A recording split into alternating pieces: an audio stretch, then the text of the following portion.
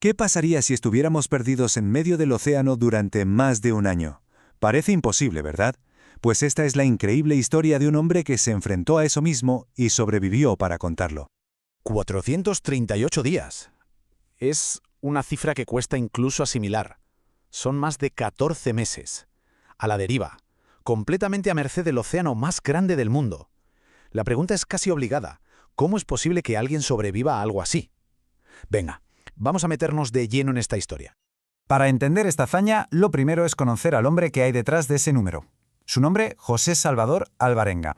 Alvarenga no era para nada un hombre corriente. Era un salvadoreño que se buscaba la vida en la durísima comunidad pesquera de Costa Azul, en México. Un inmigrante sin papeles, con un descaro que ya nos da una pista de su carácter.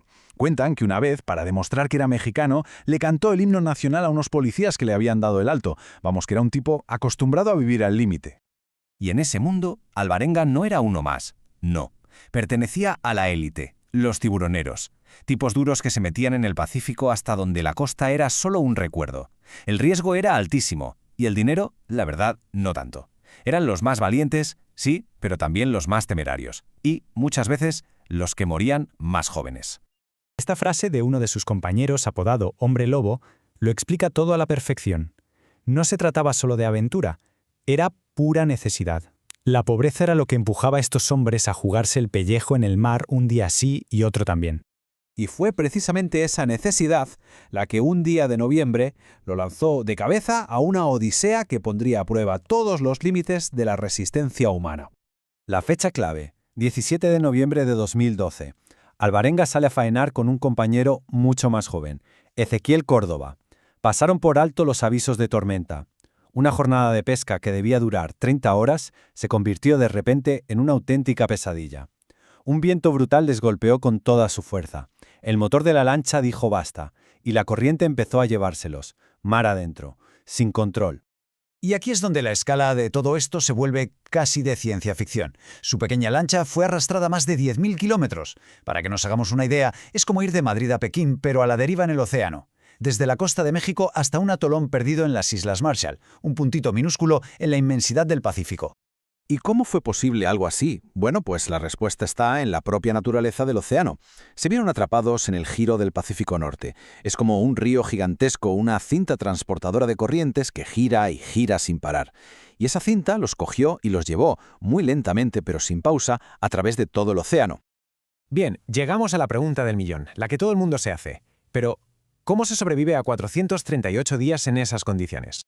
La supervivencia se convirtió en algo primitivo, brutal. Alvarenga era un cazador nato y usó ese instinto para atrapar con sus propias manos cualquier cosa viva que se acercara a la barca. Bebía agua de lluvia cuando había suerte y cuando no, recurría a la sangre de tortuga o incluso a su propia orina. Pero la batalla más dura no fue contra el hambre o la sed, sino contra la locura de la soledad absoluta. Y aquí es donde la historia se vuelve desgarradora. Porque no estaba solo, al menos al principio. Pero mientras Alvarenga se aferraba a la vida con una disciplina casi militar, su joven compañero, Ezequiel, no pudo. Simplemente no pudo soportarlo. Se negó a comer la carne cruda. Y al cabo de 4 meses, la desesperación y el hambre acabaron con él. Lo que vino después es la imagen del coste psicológico de esta lucha. Alvarenga convivió con el cadáver de su amigo durante 6 días. Le hablaba como si siguiera vivo, hasta que su propia mente le gritó que se estaba volviendo loco y que tenía que dejarlo ir, y tuvo que arrojar el cuerpo por la borda.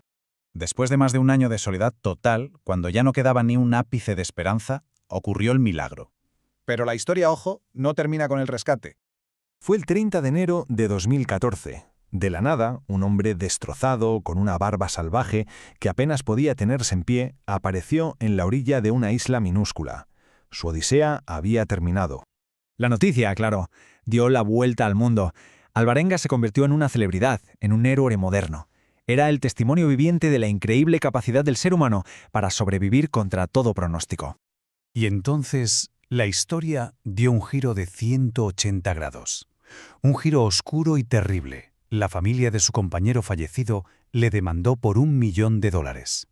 La acusación era gravísima: canibalismo.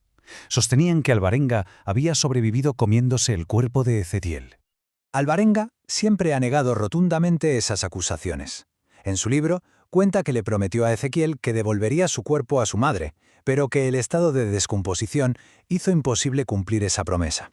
Toda esta historia, al final, nos deja con una reflexión muy profunda sobre los límites de lo que somos capaces de soportar. Porque la Odisea de Alvareña no fue solo una lucha contra el océano, fue una batalla contra la soledad, contra la muerte de un compañero y, al final, contra la sospecha. Y esto nos obliga a plantearnos una pregunta: ¿qué estamos dispuestos a hacer para seguir viviendo? Y sobre todo, ¿cuál es el precio que se paga, no solo en alta mar, sino también al volver a pisar tierra firme?